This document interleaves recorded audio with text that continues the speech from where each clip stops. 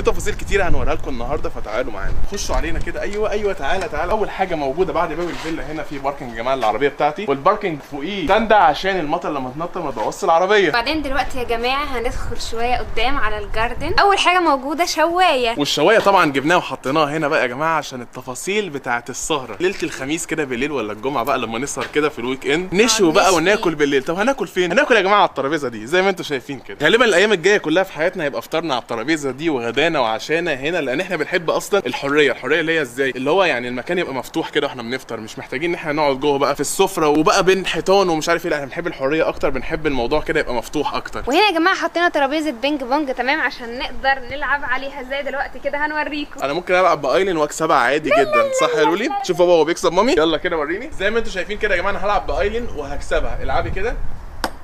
الله لا يا فاتت من ايدي. طب يا جماعه مش محتاج العب اصلا، انا كسبت من غير ما العب. بصوا يا جماعه طبعا عشان هو ماسك ايلين وصعب عليا وكده ما رضيتش اخليه يعني يخسر يبقى شكله وحش، فاحنا ان شاء الله هنعمل تحديات هنا كتير جدا على ترابيزه البينج بونج وعلى الباسكت.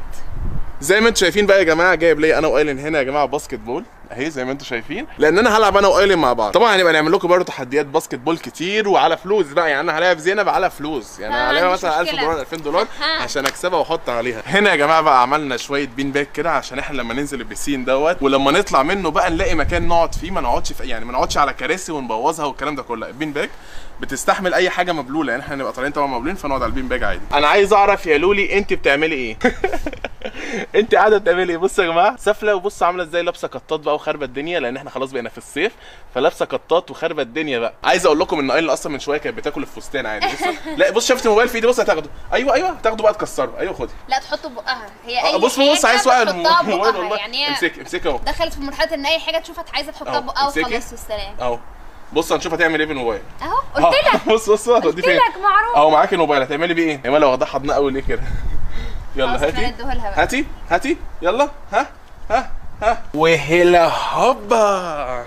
ناخد ايلين بقى يا جماعه ونتمشى بقى. ايه ده؟ تقف فين يا زينب؟ انا واقفه عند حاجه الجيم تمام، لان الحاجات دي عجباني جدا جدا ودي اكتر حاجه مبسوطه بيها هنا في الفيلا عموما. عايز اقول لكم يا جماعه ان انا اشتركت في جيمات كتير جدا، كل ما اشترك في جيم وادفع الاشتراك بتاعه ما بروحش، اخري بروح يوم يومين 3 كبيري وما بروحش. فقررت ان انا اعمل جيم صغير عندي في البيت كده عشان ايه يعني اتمرن، ولحد دلوقتي من ساعه ما عملت الجيم ده ما اتمرنتش اصلا. هو انا فرحانه بالحاجات دي ليه قوي كده عشان احمد لازم يخس هنا تمام. احمد الاول كان بيتحجج طب خلينا نروح بكره، طب خلينا نروح بعده، طب اصل الجيم بعيد، طب اصل الجيم مش عارف ايه. فهنا هو في البيت يعني اللي هو ايه هينزل من الاوضه او هيخرج من الريسبشن على الحاجه. اول حاجه البايك، بعد كده تريدميل، ودي مهمه جدا جدا جدا علشان اساسا دي يعني اول حاجه بتتعمل في حاجات الجيم لما تيجي تلعب جيم، فاول حاجه بتطلع عليها تريدميل. وجبنا هنا شويه دنابل وبارات بقى وحاجات من دي علشان ايه لزوم الروشنه والجيم اكتر. لا هي مش لزوم الروشنه يا جماعه، عشان بعد ما اخس يطلع لي عضلات بقى، يعني انا اكيد مش هخس بس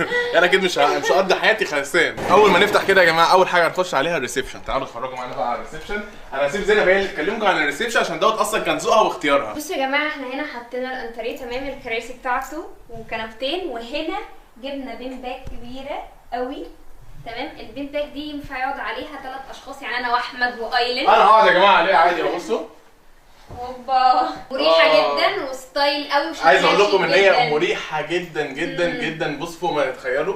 هي بصوا الميزه بتاعتها ان الواحد يقعد كده مثلا تمام، وممكن ينام كده قدام التلفزيون بقى، يعني الواحد دلع بقى قدام التلفزيون، يبقى قاعد كده التلفزيون قدامه وقاعد بقى اتفرج على ماتشات بقى وافلام ومسلسلات واعمل كل حاجه وانا قاعد هنا. وناخد لولي بقى يا جماعه تجرب كده البتاعه دي ونشوف هتعجبها ولا لا. ايه رايك فيها يا لولي؟ بصوا يا جماعه لولي والله من ساعه ما جت هنا وهي تحس ان هي مبسوطه عاجبها المكان، صح يا لولي؟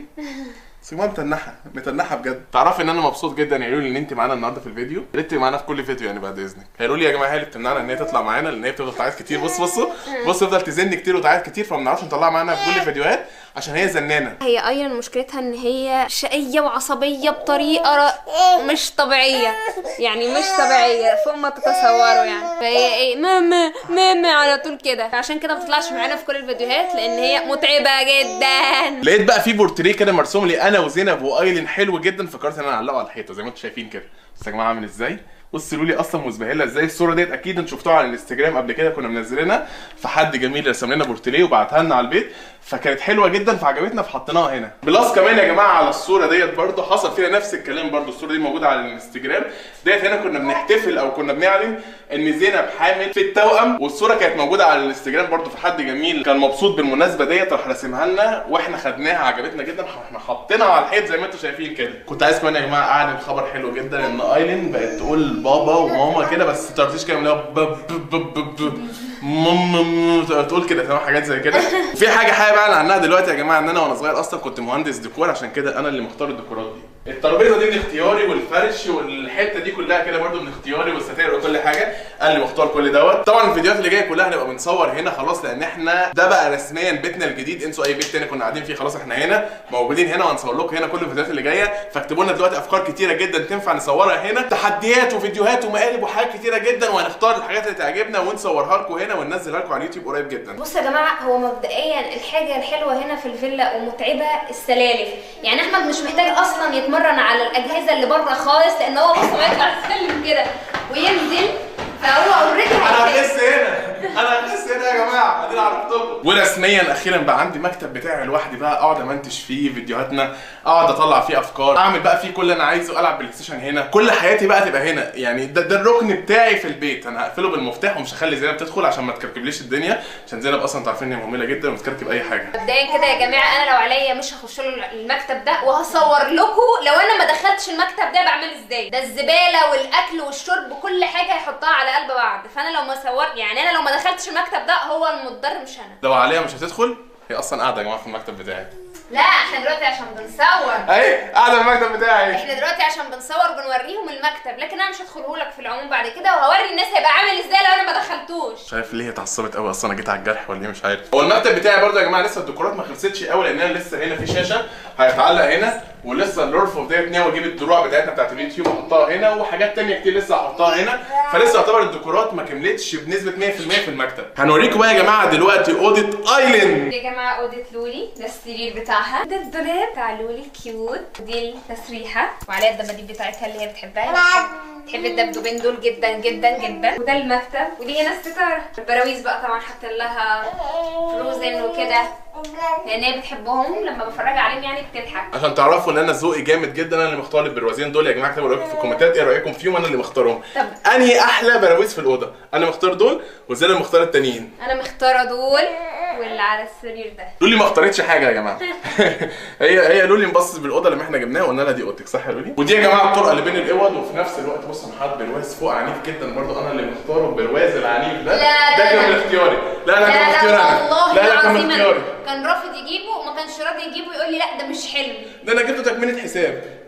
كان لسه قايل ايه دلوقتي؟ كان لسه عشان تعرفوا ان هو بيكذب. دلوقتي يا جماعه اوضتنا هنخش ونتفرج عليها. بصوا يا جماعه، دي اوضتنا، ده السرير اهو، ودي بين باك حاطينها كده هنا عشان لو قاعدين بنلبس الشوز او كده، وده الدريسنج اهو، لسه يعني ما حطيناش فيه بقيه الهدوم بتاعتنا يعني، بس ده جزء من الهدوم اللي حطيناها في الدريسنج. حاطين يا جماعه هنا شويه طراطيش كلام كده، يعني احنا لسه ما جبناش هدوم ولا لسه عملنا اي حاجه، لان ما كانش فيه وقت. خدنا الفيلا ورتبناها وجبنا حاجتها بسرعه، فما لحقناش ننزل نشتري لينا شويه هدوم عشان نحطها في الدريسنج، فحطينا هدومنا القديمه كلها هنا لحد بس ما نجيب شويه هدوم جديده بقى ونخرب الدنيا ونعلقها هنا ونخرب الواقع يا جماعه. وده دولاب يا جماعه قلنا نشيل بقى فيه الملايات واللحفه والحاجات دي، بحيث ان احنا عندنا دريسنج هنحط فيه هدومنا، ودوت هنخليه بس الحاجات اللي احنا مش عايزينها تبان يعني عامه، الحفه الملايات الحاجات دي. لولي ايه رايك في اوضه بابي ومامي؟ لولي يا لولي ايه رايك في اوضه بابي ومامي؟ حلوه ولا يلا طالع دلوقتي يا جماعه عشان اوريكم الدور الاخير والاوضه اللي فيه. دي يا جماعه الاوضه بعد ما ظبطناها وجبنا فيها المكاتب، هي دي الاوضه اللي احنا ناويين نعمل فيها حاجه في رمضان، وهتبقى مفاجاه ليكم